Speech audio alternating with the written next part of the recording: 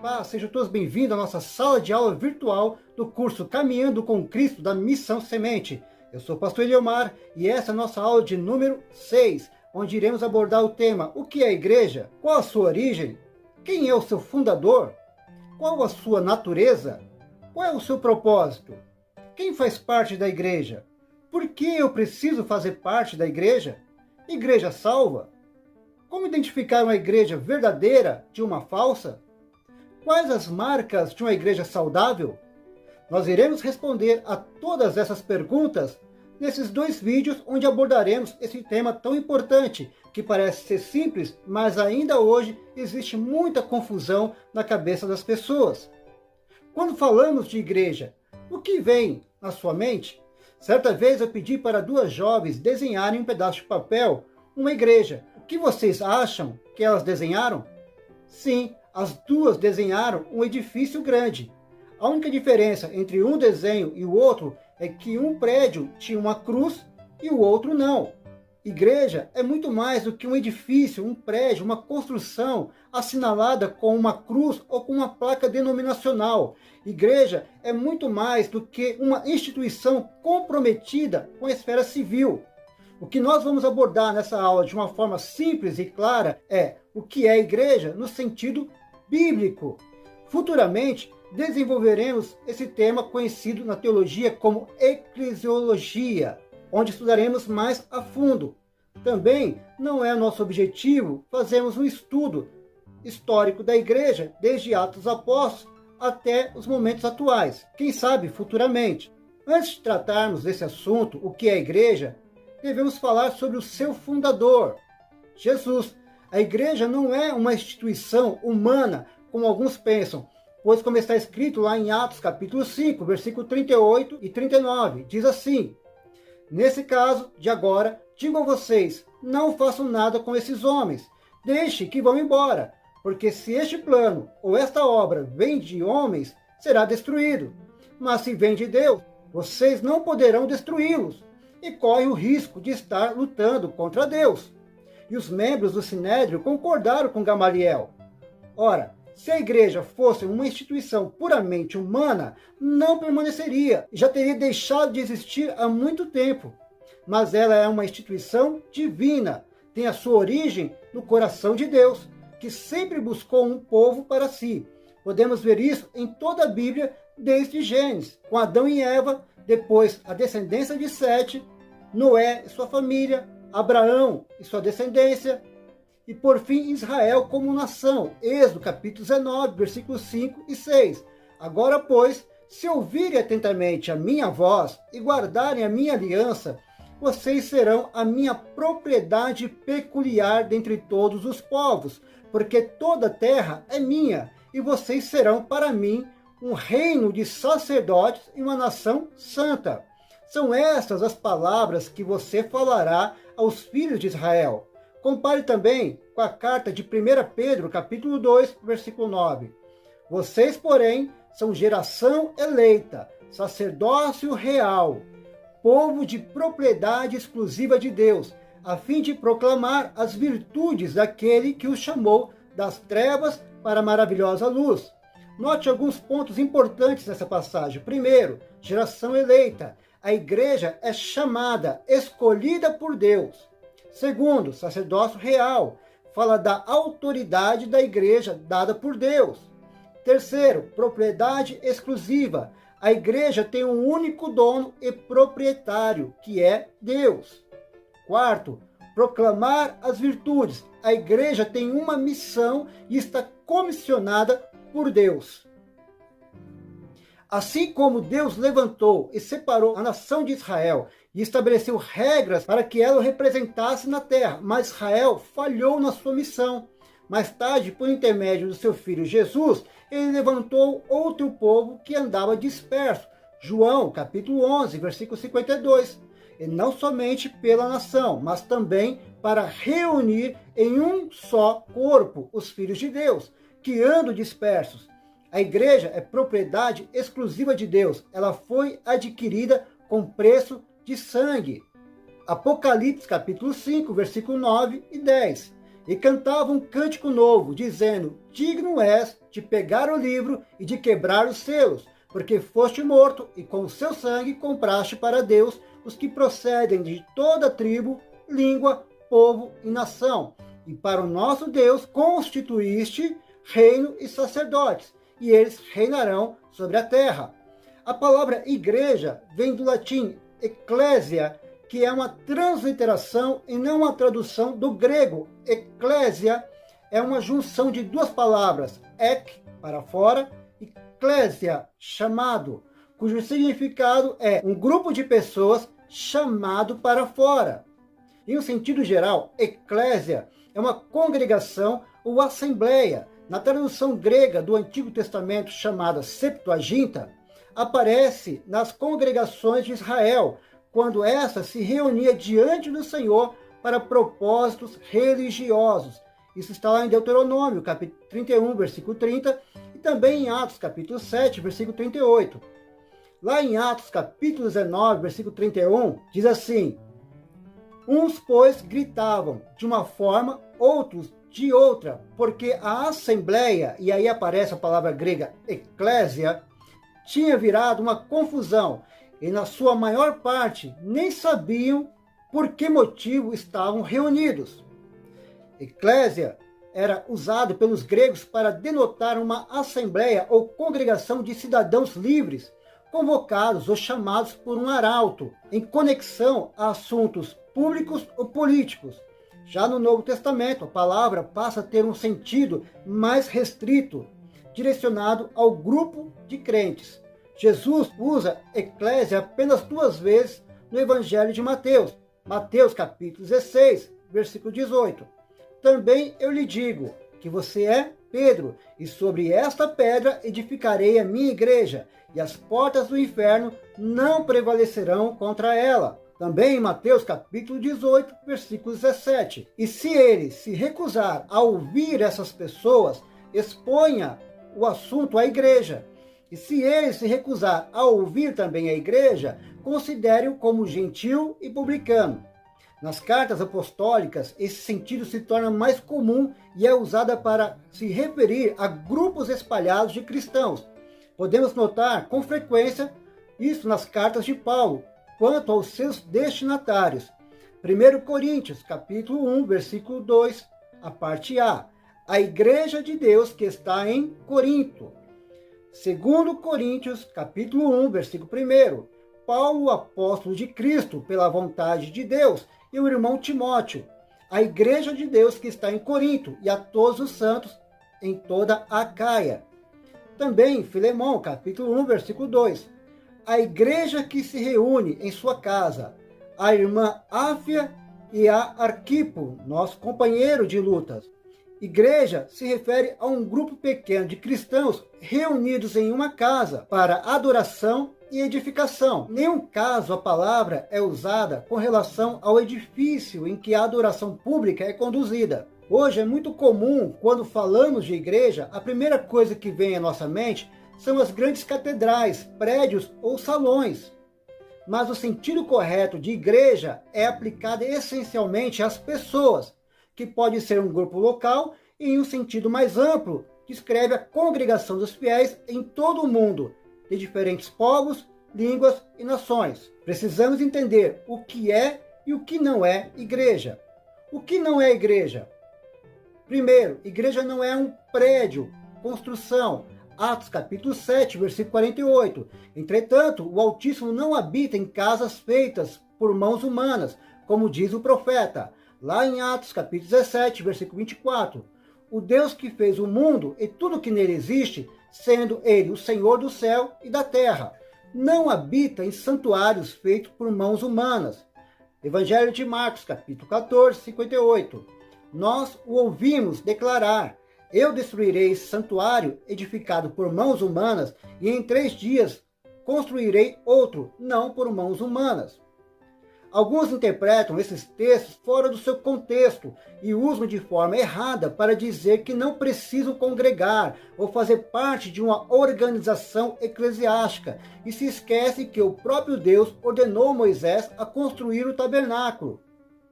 E assim como o próprio Deus também deu a Davi a planta do que seria o templo de Israel. Haveria aqui uma contradição? Logicamente que não. Veja o que Jesus responde à mulher samaritana. Evangelho de João, capítulo 4, versículo 20 ao 24. Nossos pais adoram neste monte, mas vocês dizem que em Jerusalém é o lugar que se deve adorar. Jesus respondeu: mulher, acredite no que digo, vem a hora e que nem neste monte, nem em Jerusalém, vocês adorarão o Pai. Vocês adoram o que não conhecem, nós adoramos o que conhecemos, porque a salvação vem dos judeus. Mas vem a hora, e já chegou, em que os verdadeiros adoradores adorarão o Pai em espírito e em verdade, porque são esses que o Pai procura para seus adoradores. Deus é espírito, e é necessário que os seus adoradores o adorem em espírito e em verdade. Então veja, Deus ele não está confinado a um lugar específico, ele não está preso no tempo e espaço. O templo não é maior que Deus. Leia Jeremias capítulo 7, versículo 1 ao 7. Palavra que foi dita a Jeremias por parte do Senhor. Fique junto à porta da casa do Senhor e proclame ali esta palavra. Escutem a palavra do Senhor, todos de Judá, vocês que entram por essas portas para adorar o Senhor. Assim diz o Senhor dos Exércitos, o Deus de Israel. Corrijam a sua conduta e as suas ações, e eu os farei habitar neste lugar. Não confiem em palavras falsas, dizendo: templo do Senhor, templo do Senhor. Este é o templo do Senhor. Mas se de fato emendarem os seus caminhos e as suas ações, e de fato praticarem a justiça, cada um com seu próximo, e não oprimirem o estrangeiro, o órfão e a viúva, nem derramarem sangue inocente neste lugar, nem seguir outros deuses para o próprio mal de vocês, eu os farei habitar neste lugar, na terra que dei aos pais de vocês, desde os tempos antigos e para sempre. Não é errado se reunir e congregar em um prédio. Errado é achar que o prédio é mais santo e maior que Deus. A sua confiança e santidade não pode estar centralizada em um lugar. É por isso que o nosso culto, ele não começa e termina quando entramos e saímos de um prédio.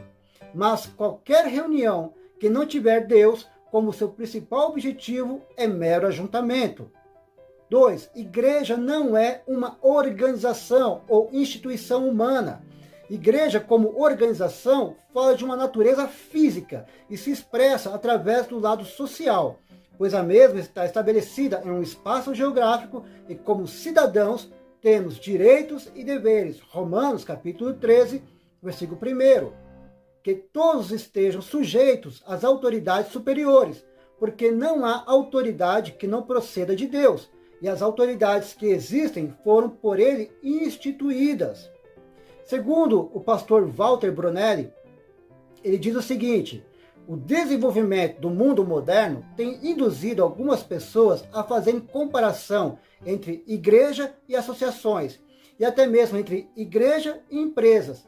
É claro que a igreja não está isenta de aspectos institucionais, pois ela lida com dinheiro, construção de imóveis, aquisição de bens e etc., formando a cada dia um patrimônio não só para o conforto de seus membros, mas para a promoção do Evangelho de Cristo.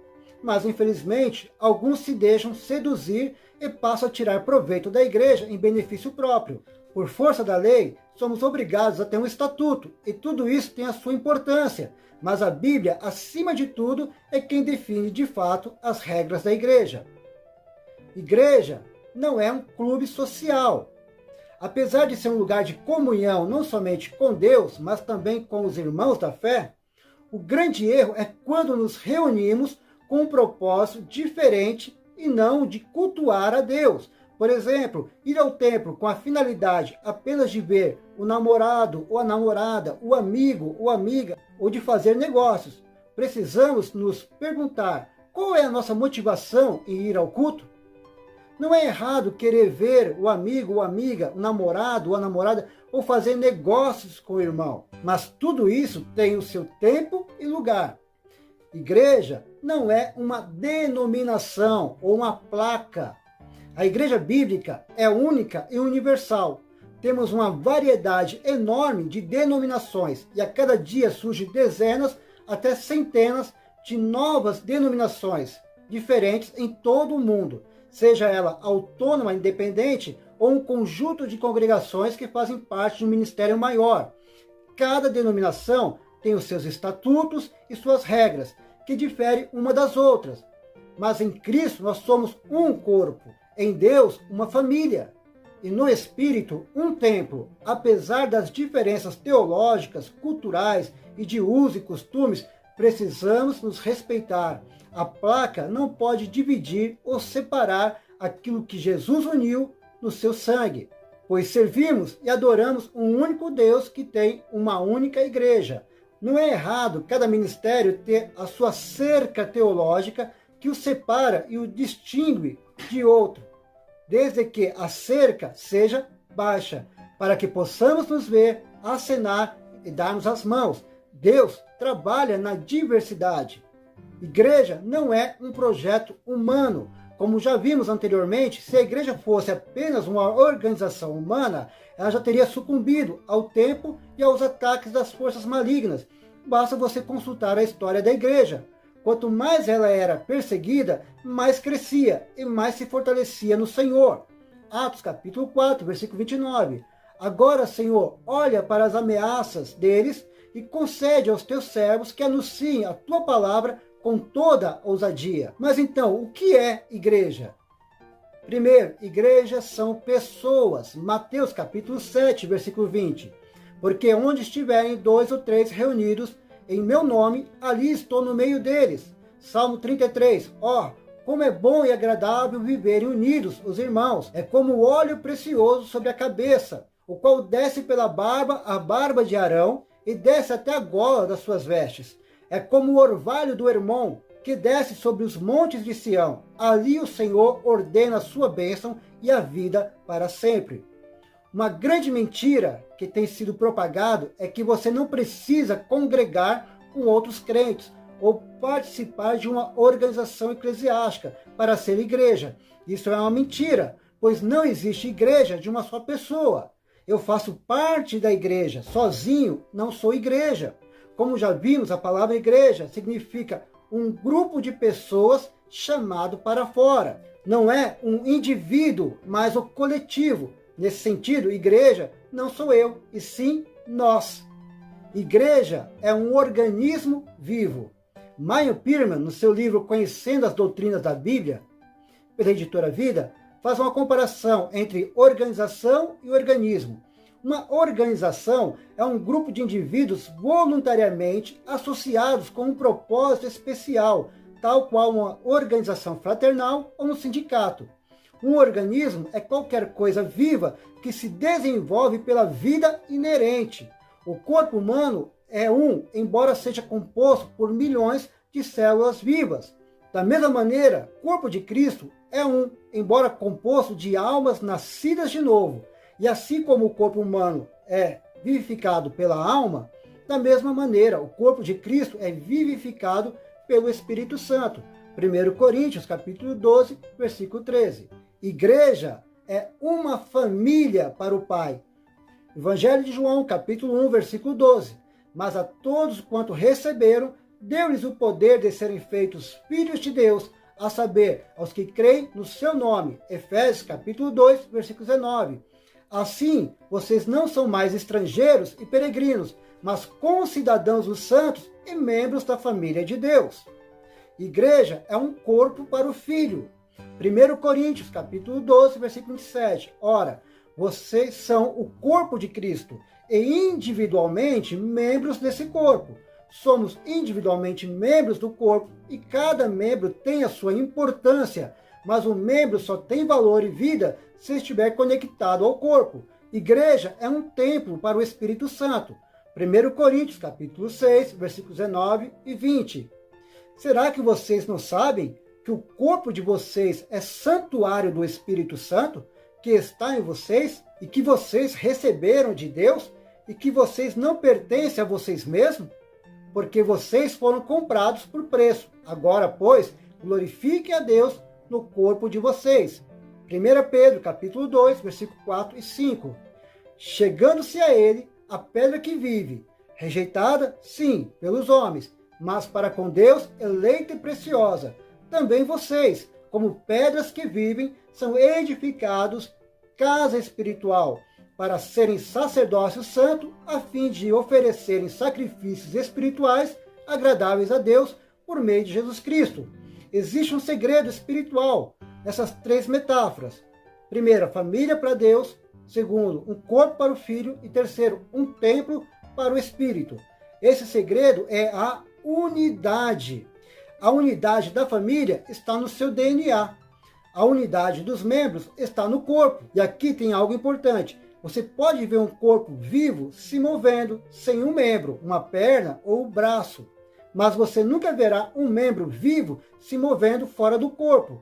E o corpo é dirigido pela cabeça, que é Cristo.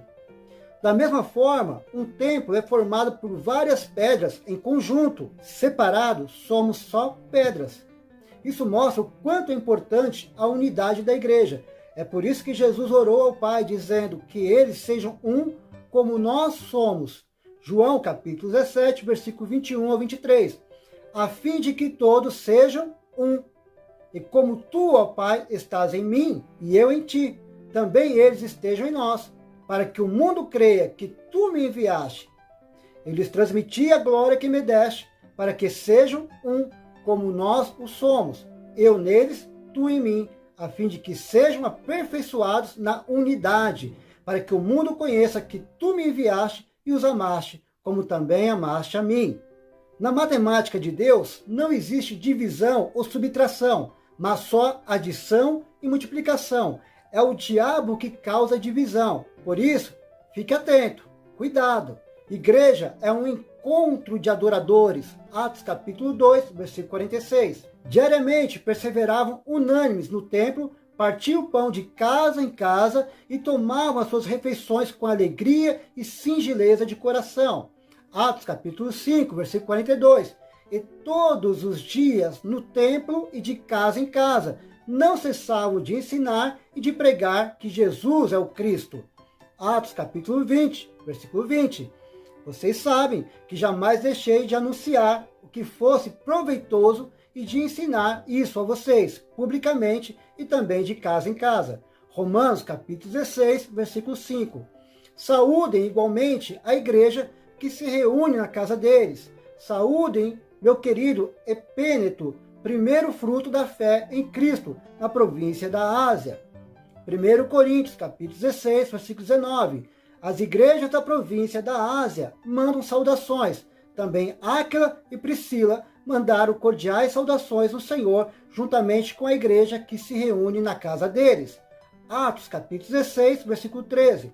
No sábado, saímos da cidade para a beira do rio, onde nos pareceu haver um lugar de oração.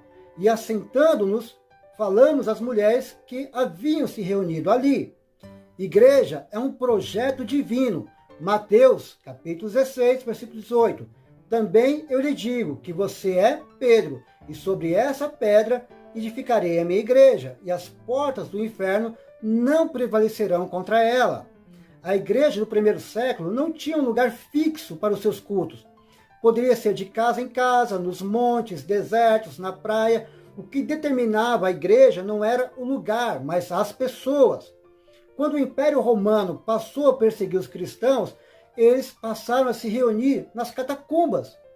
Os templos cristãos começaram a surgir no século IV, quando o cristianismo foi oficializado em 313 d.C. por Constantino como religião única. A igreja tem duas naturezas, ou dimensões, espiritual e física. A igreja espiritual ela é universal, a igreja física ela é local. A igreja espiritual é um organismo, a igreja física é uma organização. A igreja espiritual é invisível, a igreja física ela é visível. A igreja espiritual é interdenominacional, a igreja física é denominacional. A igreja espiritual, Jesus é o cabeça. A igreja física possui vários líderes. A igreja espiritual, o nome de seus membros está escrito no livro da vida. A igreja física, o nome de seus membros está escrito no hall de membros. A igreja espiritual não depende de rituais e templos. A igreja física depende de cerimônias e templos. O compromisso da igreja em 4 direções. A igreja de Cristo tem um compromisso voltado para 4 direções: para cima, para dentro, para fora e para baixo. Isso quer dizer que a igreja tem um compromisso com o céu, consigo mesma, com o mundo físico, pessoas, e com o mundo espiritual, que é destruir as obras do diabo e libertar os cativos na autoridade e no poder do Espírito Santo. O nosso compromisso para cima é com Deus, glorificar a Deus, invocar a Deus e adorar a Deus. O nosso compromisso para dentro é promover o ensino, promover o crescimento, promover comunhão e promover santificação. O nosso compromisso para fora é manifestar Cristo ao mundo. A igreja não é nada mais do que Cristo manifestado. É ser luz para os perdidos, sal para dar tempero, sede e preservar e resgatar os pecadores, dando testemunho daquilo que Cristo fez por nós e através de nós. E por último, para baixo, é exercer a autoridade e o poder contra todo o principado e potestade. Efésios capítulo 1, versículo 20 ao 23. Ele exerceu esse poder em Cristo, ressuscitando dentre os mortos e fazendo-o assentar à sua direita, nas regiões celestiais, acima de todo principado, potestade, poder, domínio e de todo nome que se possa mencionar, não só no presente século, mas também no vindouro.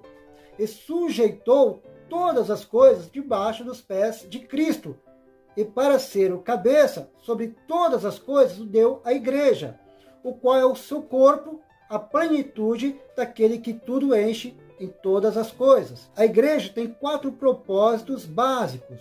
Primeiro, anunciar, fazer discípulos de todas as nações. É a missão de cada cristão nascido de novo, de anunciar a salvação em Cristo a todas as pessoas. Segundo, integrar. É a responsabilidade de cada cristão em auxiliar o novo convertido a integrar-se socialmente, doutrinariamente e emocionalmente na igreja local. Terceiro, ensinar.